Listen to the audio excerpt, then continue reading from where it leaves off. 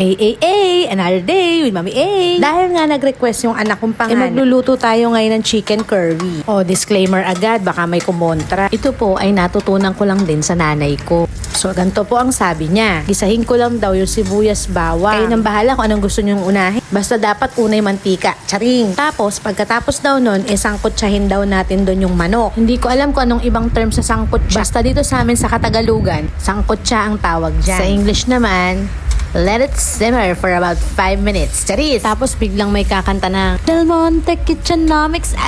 Nung bata ako, natatandaan ko, nililista pa ng nanay ko yung mga recipe doon. Paghahalata ang edad.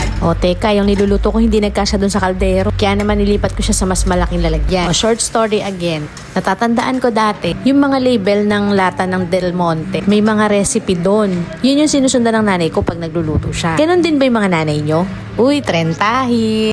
Pero totoo, diba? Ganun ang buhay dati. Magre-research ka talaga para matuto ka. Ngayon kasi isang pindot mo lang, malalaman mo na yung sagot. Back to the cooking. Naglagay na ako dyan ng patis. Yung iba, alam ko, naglalagay sila ng luya dito. Pero kami kasi, ayaw ng asawa ko ng lasa ng luya pag may sauce yung ulam. Kaya yan lang nilalagay ko. Ayaw din ni Daddy J ng may mga pampalas. Gusto niya yung natural na lasa lang ng pagkain. Ayan, naglagay na tayo ng coconut milk. Pinigayan galing sa niyog. Saan ba manggagaling yung coconut milk, Mami A?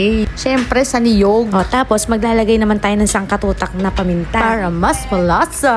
Iiwan lang natin yan ng ilang minutes para kumulo-kulo siya. Tapos nalagyan ko na lang bell pepper. And then after ilang minutes, nalagyan naman natin yung carrots at saka yung potatoes. Ang arte! Tingnan nyo, yan lang kasi yung nakuha ko sa ref. Kayang-kaya nyo bilangin kung ilan yung patatas at saka yung carrots. Tapos nilagay ko na yung curry powder. Yung curry powder ko, nabibili lang yan sa palengke.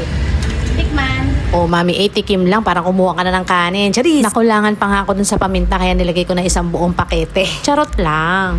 Pakuluan lang natin yan ng ilang minutes, tapos okay na siya. Ilan ngang minutes, Mami A? Abay, bahala na kayong tumansya. Charot! Ayan, luto na! Akala nyo kakain na, hindi pa. Gagawin pa ako. Char. Fast forward na yan, tapos na kami kumain. Take note, hapunan to ha. Hapunan na, pero ngayon pa lang ako nagtitiklop ng hinigan. Let me explain. Diyan kasi madalas naglalaro yung mga anak ko. Kaya kahit anong ligpit mo, magugulo pa rin. Ang gigigil ako. Char! Siguro nagtataka kayo, bakit ganyan yung kwarto namin? Bakit ganun yung kwarto nila, Mami? Walang bed frame. Kasi mga darling, nakita nyo naman kung gaano kabait yung mga anak ko. Lalo na si Bunso. Baka pagising ko'y dugo ang nguso. Isang tanong pa. Pagpalagay ng walang bed frame, bakit ganun yung kama nila default? Let me explain.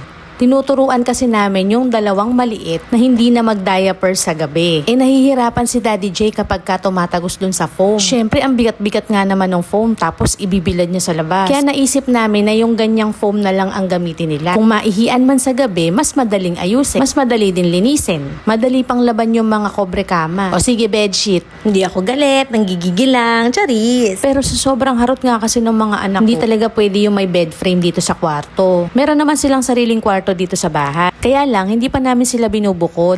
Kasi ayaw pa nilang humiwalay sa amoy ng mami nila. Charis. Pero si Kuya AJ, malapit na siyang bumukod. Mag-aasawa na kasi siya. Joke. Kasi nagbibinata na din siya. Ay, nagbibinata na yung panganay ko. Dati ang late-late mo pa, no? Parang yung nanay yung ayaw humiwalay, no?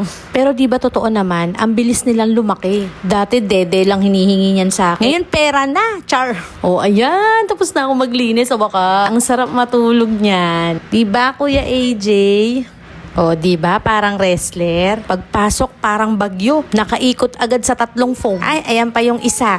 Ay, 3 na sila. Kanina, ang gandang tingnan yan, mga anak. Ang lakas, maka-aesthetic. Talon pa more. Mami? Yes, Daddy J, may kailangan ka. Kala ko gusto niya rin tumalon dun sa foam.